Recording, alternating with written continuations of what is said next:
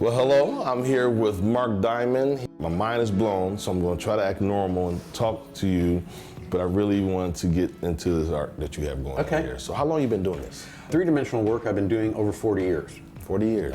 Laser holography and three-dimensional photography. So I was already making photographs when I saw my first hologram, but I didn't know how it worked. I told my parents, I need a laser. Convinced them I wasn't going to burn a hole through the house or kill anybody. That was 1975. Wow. So the whole point is to really take the 2D and to turn it into 3D. As long as life is multidimensional, why not capture it that way? It gives you a different kind of relationship with the piece. Oh my God, yeah. It's somewhere between sculpture and photography.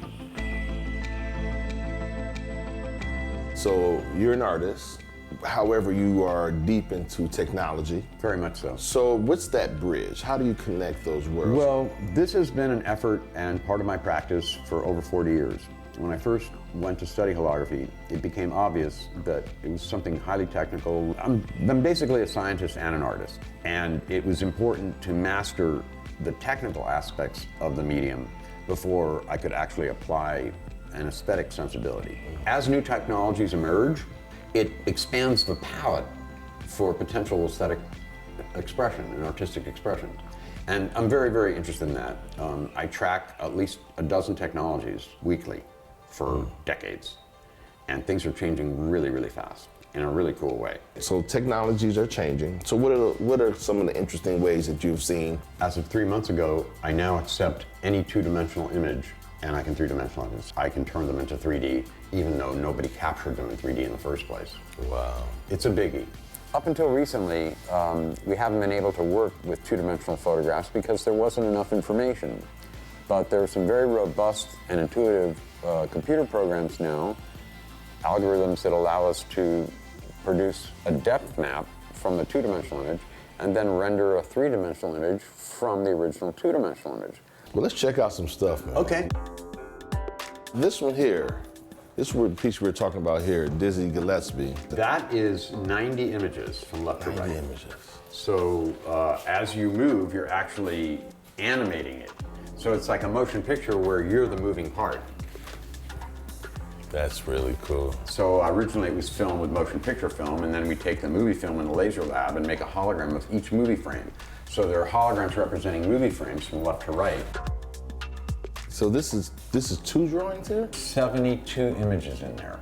Wow. 36 of one drawing and 36 of the other drawing. Let me see. Yeah, I'm trying to figure out how to get in there. Look, I want to get behind that box. I get it. Let me see. I totally get it. I totally get it. Oh, I think I almost did.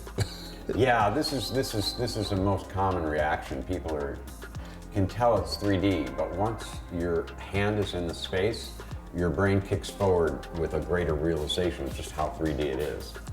Yeah, it's like literally like floating.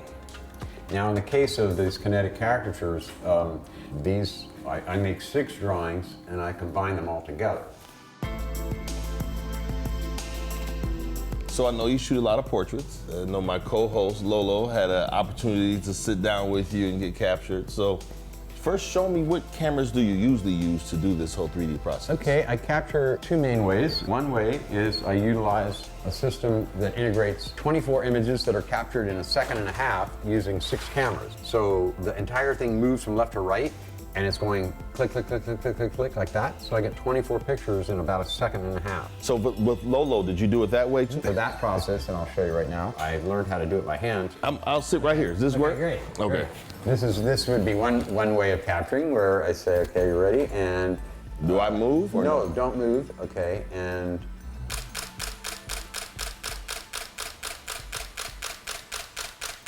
I have enough images there to produce a beautiful right portrait. there. Yeah. I've captured you from 18 different perspectives, and I combine them all into one, and that's what you end up seeing that's framed on the wall. All right. Well, I know you're working on Lolo's. I'll give you a minute. She'll be here soon. Here's the original data set I captured when she came. As you can see, the images are moving from left to right, and they're slightly different perspectives. When I combine them all and align them all, they look like this. When I'm done, I produce an interlaced file that looks like this. This is the thing that I print, and when you zoom into it, you'll see it's made up of tens of thousands of pieces. I thought you might want to see that day you stopped in when you were doing the radio show and your hair was glowing in the sun and I took those pictures.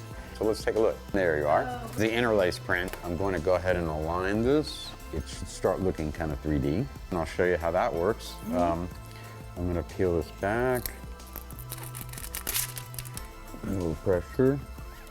All right, now let's go over to the laminator. Here we go.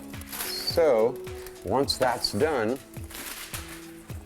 you're in. Whoa. Amazing. Is that considered a lenticular? Yes. Yeah. So it's 18 pictures, sort of. All combined. Thank you for posing. Yeah. One of the main fun features of getting to do what I do is to see people's reactions. I've seen others looking at the work and then going out in the world and seeing things more three-dimensionally. I know that sounds like a fantastic claim, but if I hadn't seen it so darn many times, I wouldn't say it.